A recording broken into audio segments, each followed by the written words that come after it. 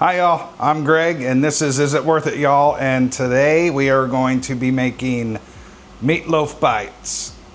Like the egg bites that we've made before, only these are going to be a little bit of individual size meatloafs so that you can just cook them, put them in the freezer, and then when you're ready for one, you can take it out. Okay, first step is we've got some bell peppers that I've already got out of the freezer, de-thawed, some garlic, some onions, some green onions, and a tomato that we grew.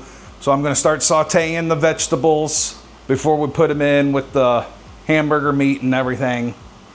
So here we go. We'll get me a little bit of olive oil. I'm gonna let that pan heat up for a little bit. And we're gonna preheat the oven at 350. Okay, so our pan's good and hot. So we'll dump our bell peppers. We got orange, and we got red.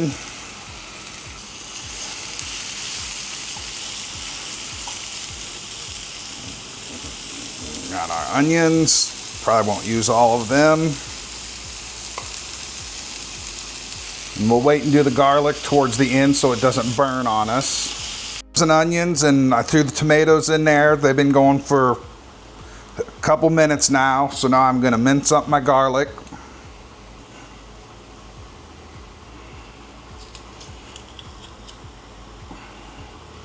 And like I said, you want to do this towards the end so that you don't burn your garlic, because you just want garlic to start getting an aroma to it, and then it's good to go. Okay, so now we're going to start mixing. We got our vegetables off the heat. We'll set those right there. So I'm gonna put my ground beef in my bowl. I'll go ahead and mix it up and get it all from where it's been sitting in the package in the freezer. Okay, so now we're gonna start putting all the ingredients in to make our meatloaf. We're gonna use panko as our binder. So we'll use a cup of panko. That was a half. There we go. Now, these are pretty small eggs, so we're gonna use 2 eggs. Now that one got away from me.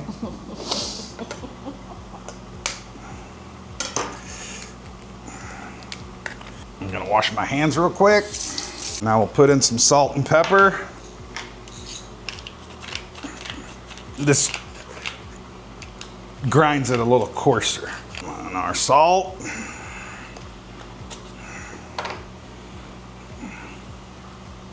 And this is a lot of vegetables, so we're just going to use about 1/3 and see what it looks like.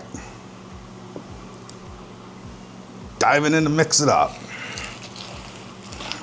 Okay, so this is a little wet, so we're going to add some more panko. If you added too much of your breadcrumbs or panko, put a little bit of milk in there. Okay, we tried panko because we do not have any breadcrumbs or crackers. We have crackers, but they're not the type that you want. They're not saltines like you would put in here. So we're just gonna try the panko and we'll let you know how it goes. Okay, so we got our mixture all here. We got our muffin tin. We're gonna spray the muffin tin with silicone just to make sure. I tried to get the sides and the bottom. And now it's just putting your mixture.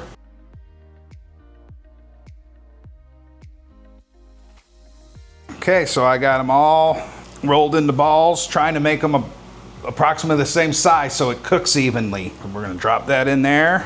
We're gonna drop that in there.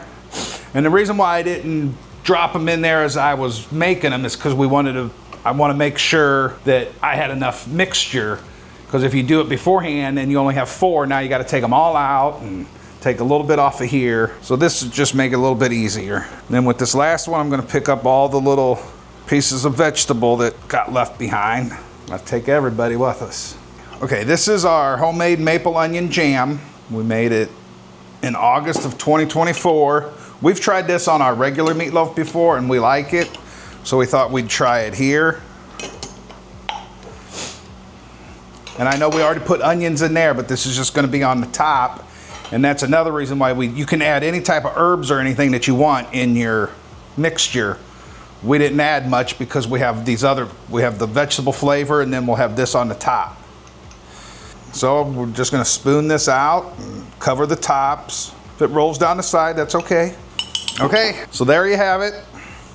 You can use whatever topping you want. Tomato sauce, ketchup, a mixture of ketchup, mustard, and brown sugar. Whatever you make your meatloaf and whatever you feel like. This is our first time, so we're using this, and maybe if we like it, the next time we'll try a different topping. But we're gonna pop it in the oven.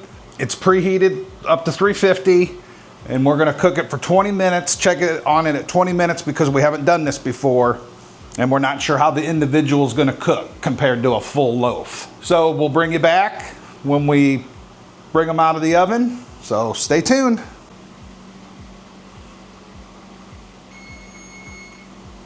Okay, folks, there we go.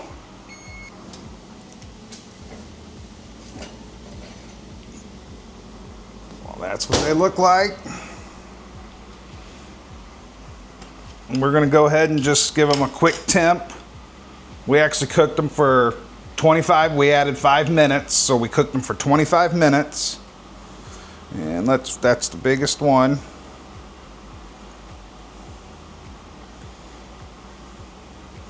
So anything over 140. So we are good to go on the temp. And what we're gonna do is, there they are. Oh, and see, look at that. They just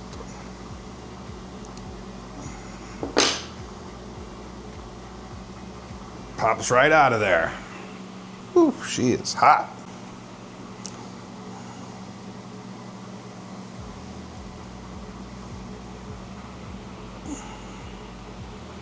That's what it looks like. So there you have it, folks. We're gonna let her cool down, then we'll give her a taste test, and we'll bring you back when we do a taste test. Here's the taste test, folks. Oh, don't burn yourself.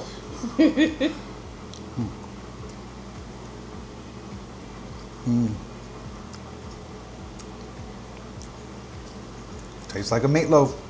How did the panko do? Panko did good. It's not crunchy.